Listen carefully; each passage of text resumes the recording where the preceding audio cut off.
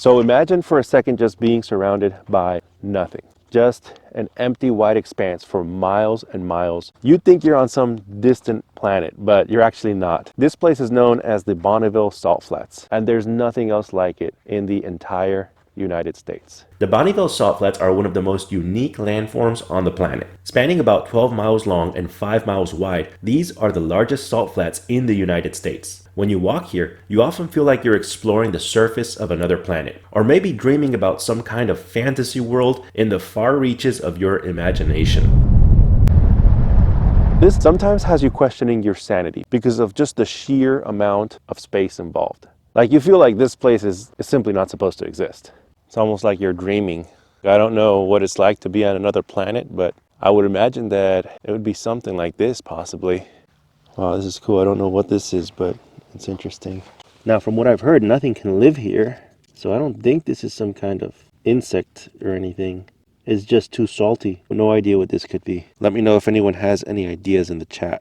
And when you see so much white so far into the distance, just for miles and miles, sometimes your mind starts playing tricks on you. But this does provide opportunities for some spectacular photo ops and video shots, especially if you have a drone. As their name implies, the Bonneville Salt Flats are comprised mainly of sodium chloride, a fancy word for table salt. Located 120 miles west of Salt Lake City, Utah, the Salt Flats are a remnant of Lake Bonneville, which covered over 1/3 of Utah from 10,000 to 32,000 years ago. Due to the unique characteristics of this location, the Salt Flats are occasionally used for land speed racing, archery competitions, running races, photography, videography, and scientific research projects. Yeah, I guess one piece of advice that you could learn from my experience would be to make sure to check to see if there's any events going on before you go to the Bonneville Salt Flats. Apparently tomorrow is a big event. It's a land speed record-breaking attempt. Fortunately, I just barely missed it by 1 day,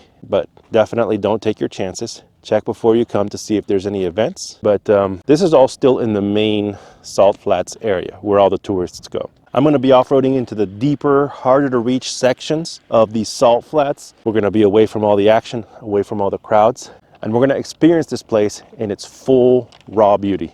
Let's go.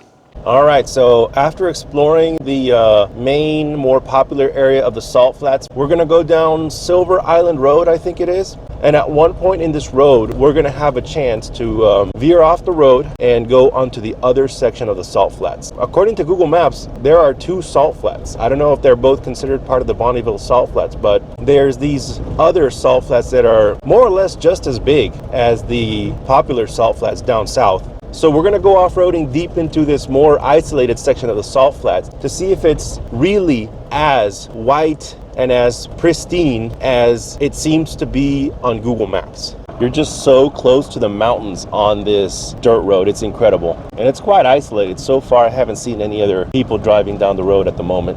Now, one thing we'll have to be mindful of when we get to the secondary salt flats, the more isolated ones up north, is to check if there's water on the flats. If there's water on the flats, that's kind of a big no-no because you can't drive on that. You will get stuck. I mean, I did bring a Jeep Wrangler, but I'm still worried about getting stuck. So we're really hoping that they're going to be dry. So it looks like there's a few forks in the road. One of them usually leads to the mountains, the other leads to the salt flats. Not gonna lie, the mountain one looks pretty tempting. Looks like some epic adventures over there. Who knows? Mines, caves. Starts getting a little bumpier around here. Okay, now we're starting to get a slightly better view of the salt flats. Wow, the salt flats look magnificent. Yeah, like if you stop running the motor or something, the silence here is deafening. You could hear a pin drop. It is incredibly quiet out here. Wow, look at that view right there. Incredible. Let's go outside and take a look real quick. Yeah, it's an incredible view. I don't think words or cameras can do it justice, but we will certainly try. Epic landscapes and scenery though. If you want to be alone, this road is the place to go. So just to give you an idea of where we're at, we're still, I believe, on the same Silver Island Road. Over here, you can see where we were yesterday. And then as we turn the camera over here, past that, I guess, rocky outcrop or hill, basically there's the more isolated salt flat. So let's find out if these other salt flats are what they appear to be on Google Maps. Yeah, the road's starting to get a bit rougher. So far, it would still be easily doable on two-wheel drive, maybe even with a sedan if you're really careful. All right, so we've reached a fork in the road. We're now finally getting off of Silver Island Road, and we're gonna take a small county road. I think it's County Road 02002. Haven't even had to use the four-wheel drive at all yet this trip, I think. We'll see if that changes. Woo, look at that straight road all the way to the mountain over there. We're actually right now on the little strip of land that separates the two salt flats. Of course, little is a relative term in these wide open spaces. We have reached the mountain. I think it's called Floating Dyke Island or something like that on Google Maps. I guess it's an island in between the two salt flats. And I think part of the time there's water on the salt flats, so I guess island would make sense. We'll be at the point where we get off the road momentarily. Just a couple more miles. Oh, there's the salt flats. They do look so far every bit as epic as the more popular section. Can't wait to check it out. It's incredible. Whoa. The road has gotten quite a bit rougher. I don't think I'd venture this far in a sedan. Woo! Gnarly. But the view is worth it. All right, looks like we're here. Now we just gotta find a good crossing point to get from the road to the salt flats without getting stuck. Wow. I don't know, at least to me, these salt flats look even bigger than the ones down south. This is incredible. Not a soul for miles. Oh, it looks like there's a little dirt road heading down there to the salt flats, so I think we're gonna try our luck with that. Totally quiet. You could hear a pin drop. It's weird, like not even birds, animals, nothing. Just total quiet. Almost eerie. I guess I can't complain, that's what we came for. So I think we found our route and we're heading into the salt flats. There it is. It's not too bad, but I'm still glad we engaged the 4x4 just in case. Don't know how it's gonna get at the salt flats. Oh, and we're on the salt flats. That's so cool. And they're dry. Oh, this is our lucky day. Thank goodness. Okay, this is where I'm glad we have 4x4. Don't want to get stuck. Look at the vastness of the salt flats. Incredible. Someone did some donuts.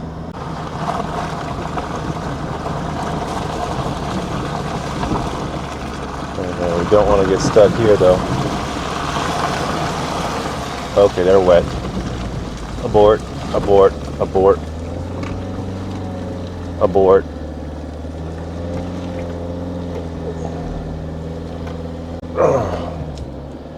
All right, so we are officially stuck. So it didn't look wet at all, and it's not exactly wet, it's just muddy. But muddy enough to get us stuck. But I have a few ideas to get us out.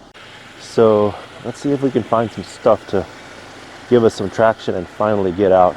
I think I just need to get a running start, and then we can make it out. We made it, guys. Sorry, I couldn't film during. This was an all hands on deck job, but we got it. We just got to keep the speed up and we won't get stuck. Okay, so no, don't go on the salt flat, bad idea. Even if it looks dry, it's still muddy.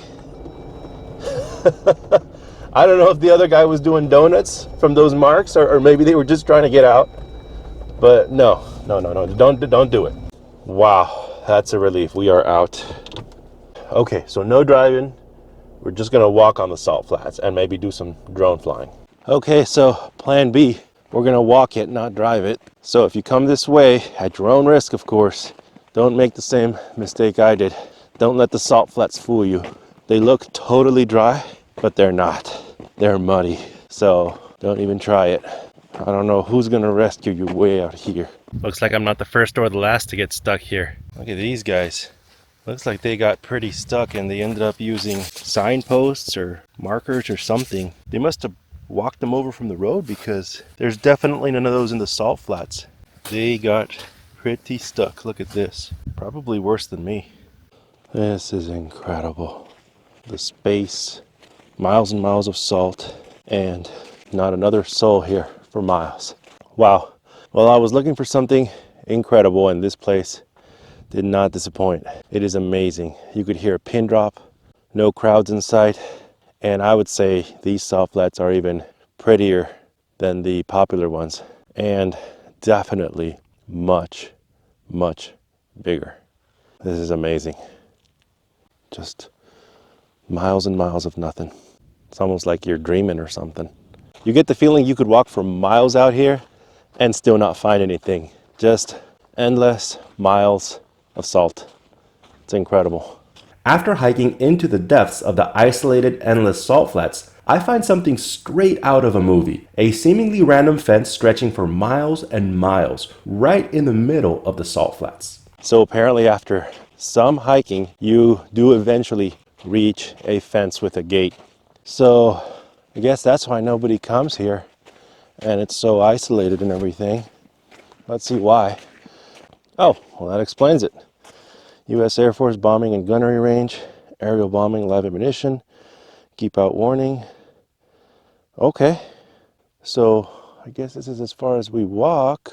I mean, I guess we'll just walk down the perimeter on the outside. But obviously, in light of this new information, we can understand now why it is off limits. Yeah, I honestly, I do think that these salt flats are bigger and nicer than the other ones. But obviously we can't go inside.